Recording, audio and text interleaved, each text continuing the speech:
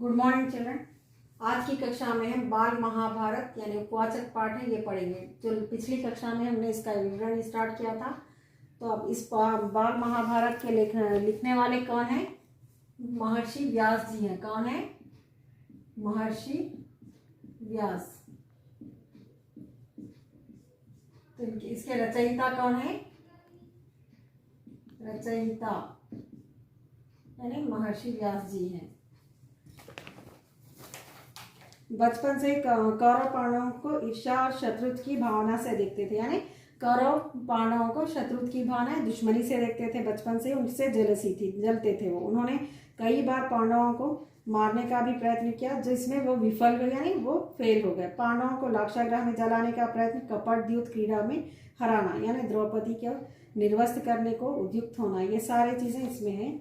अब यहाँ पे हम आगे से ये पढ़ेंगे। सभी पांडव सब प्रकार की विद्याओं में प्रवीण थे, यानी परफेक्ट थे वो लोग। सभी विद्याओं में पांडव प्रवीण थे। पांडवों ने संपूर्ण दिशाओं पर विजय पाई, यानी सारे दिशाओं में 4 डायरेक्शंस में विजय पाई, यानी सक्सेस हुई उनकी। और युधिष्ठिर राज्य करने लगे। उन्होंने प्रचुर सुवर्ण राशि से परिपूर्ण राजस्व यज्ञ का अनुष्ठान किया। स्वर्ण राशि से यानी सोने, यानी बहुत भारी भरकम पैसों से राजस्व यज्ञ यानी पूजा पाठ का इंतजाम किया, योजना बनाई। उनका यह वैभव दुर्योधन के लिए असह्य होता। इनका जो वैभव था, उनका जो पैसा था, उसे सहन नहीं कर सका। कौन? दुर्योधन। उसने अपने भाई दुशासन और वैभव प्राप्त सुहर्ण कर्ण के कहने पर शकुनी को साथ ले युद्ध सभा में जुए में प्रवृत्त होकर युधिष्ठिर को, उनके भाइयों द्रौपदी और उनके राज्य को कपट द्यूत के द्वारा हंसते हंसाते जीत लिया। यानी धोखा देना, कपट यानी धोखे से, चालबाजी से इनको जुए में हरा दिया और हंसते हंसते उन्हें जीत लिया। दुर्योधन ने कुरु राज्यसभा में द्रौपदी का बहुत अपमान किया। राज्यसभा में द्रौपदी का बहुत ज्यादा अपमान किया, उसको डिसरेस्पेक्ट किया गया, उसे निर्वस्त्र करने का प्रयास किया गया। श्री कृष्ण ने उनकी लाज बचाई, यानी उनकी इज्जत बचाई।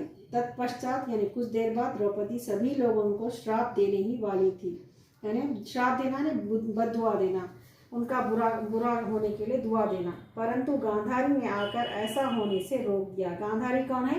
कौरवों की माता जी है, कौरव लोगों की। जुए में परास्त होकर यानी जुए में हारकर युधिष्ठिर अपने भाइयों के साथ वन में चले गए। वहां उन्होंने अपनी प्रतिज्ञा के अनुसार 12 वर्ष व्यतीत किए। अपनी प्रतिज्ञा यानी उन्होंने जो कसम खाई थी, उस हिसाब से उन्होंने 12 वर्ष वहां पर बिताए। व्यतीत करना यानी बिताना, व्यतीत करना।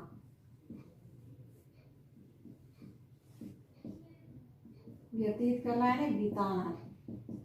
कितने वर्ष? 12 वर्ष।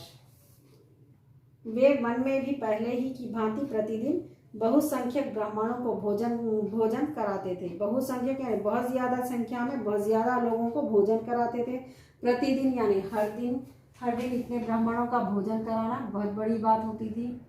प्रतिदिन हर दिन भोजन कराते थे। 88,000 द्विजनों सहित दुर्वासा मुनि को श्री कृष्ण कृपा से परितृप्त किया। वहां उनके साथ उनकी पत्नी द्रौपदी और पुरोहित धौन्य जी भी थे। पुरोहित थे उनके, ये सब इन लोग साथ मिलकर रहते थे। 12वां वर्ष बीतने पर वे विराट नगर में गए। 12 साल कंप्लीट होने के बाद 12 इयर्स के बाद वो विराट नगर में गए। वहां युधिष्ठिर सबसे अपरिचित रहकर यानी अननोन, अनजान आदमी बनकर वहां पर कंक नामक ब्राह्मण के रूप में रहने लगे। अपना रूप बदलकर, भेष बदलकर ब्राह्मण के रूप में रहने लगे। किसके नाम का? कंक नामक एक ब्राह्मण था, उसके रूप में रहने लगे। श्री भीमसेन रसोइया बने थे। भीमसेन क्या थे? रसोइया ने कुक बन गए थे। अर्जुन ने अपना नाम बृहन्नला रखा था। पांडव पत्नी द्रौपदी रनिवास में सैरंधी के रूप में रहने लगी थी, यानी ये सारे अपने 5 पांडव और द्रौपदी अपना अपना रूप बदलकर हर जगह अलग अलग रूप में ये काम करने लगे। इसी प्रकार नकुल सहदेव ने भी अपने नाम बदल लिए थे। भीमसेन ने रात्रि काल में द्रौपदी का सतीत्व हरण करने की इच्छा रखने वाले कीचक को मार डाला, यानी और एक जो था अपने द्रौपदी को चाहने वाला, उसका अपहरण करने की जो उसकी इच्छा थी, उसे मार डाला। वो कौन था? कीचक नाम का आदमी था। तत्पश्चात कौरव विराट की गायों को हरकर ले जाने लगे। उसके बाद विराट की गायों को यानी गायों को हरकर ले जाना, यानी चुरा कर अपहरण कर ले जाना। तब उन्हें अर्जुन ने परास्त किया। अर्जुन ने उन्हें हराया। उस समय कौरवों ने पांडवों को पहचान लिया। इस समय ये ऐसा करने पर कौरव पांडवों को पहचानेंगे। श्री कृष्ण की बहन सुभद्रा ने अर्जुन से अभिमन्यु नामक पुत्र को उत्पन्न किया था। उसे राजा विराट ने अपनी कन्या उत्तरा ब्याह दी। यानी राजा विराट अपनी कन्या अपनी बेटी को उसके साथ ब्याह दिया। धर्मराज युधिष्ठिर 7 अक्षौहिणी सेना के स्वामी होकर कौरवों के साथ युद्ध करने को तैयार हो गए। धर्मराज युधिष्ठिर 7 अक्षौहिणी सेना यानी उनकी इतनी बड़ी सेना होने के बावजूद उनके स्वामी होकर भी कौरवों के साथ युद्ध करने के लिए तैयार हो गए, लड़ाई के लिए। पहले भगवान श्री कृष्ण परम क्रोधी दुर्योधन के पास दूत बन कर गए। पहले भगवान श्री कृष्ण परम क्रोधी यानी बहुत ज्यादा गुस्से वाले थे। उसके बाद ही दुर्योधन के पास दूत बनकर यानी मैसेंजर बन के गए। दूत का क्या है? मैसेंजर।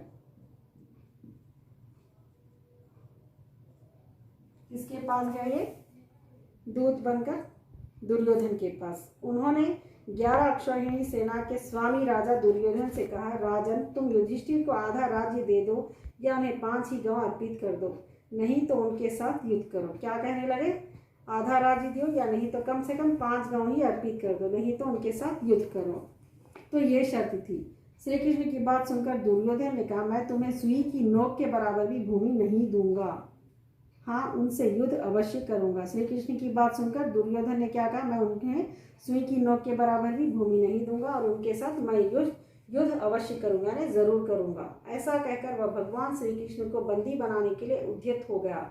ऐसा कहकर भगवान श्री कृष्ण को बंदी बनाने कैदी बनाने के लिए कोशिश की। उस समय राजसभा में भगवान श्री कृष्ण ने अपने परम दुर्धर्ष विश्व रूप का दर्शन कराकर दुर्योधन को भयभीत कर दिया। यानी जो ये इनका जो रूप था भगवान कृष्ण का, उसका रूप दिखाकर दुर्योधन को भयभीत करना है, डरा देना। भयभीत करना है, डर जाना, डर हो जाना। भयभीत, भय का अर्थ क्या है यहाँ पे? डर जाना।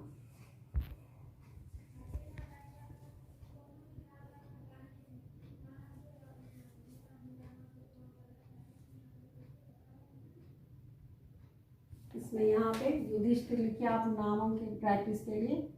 युधिष्ठिर हार्ड वर्ड्स है। अब अगली कक्षा में यहाँ पर जो हार्ड वर्ड्स दिए गए इसको अच्छे से प्रैक्टिस कीजिए और होमवर्क में आप रीडिंग कीजिए। कंपलसरी है इसका रीडिंग करना, आपको मौखिक आना, क्योंकि लेसन में हार्ड वर्ड्स है, बहुत ही मुश्किल वर्ड्स है। तो आज की कक्षा यही समाप्त होती है। धन्यवाद।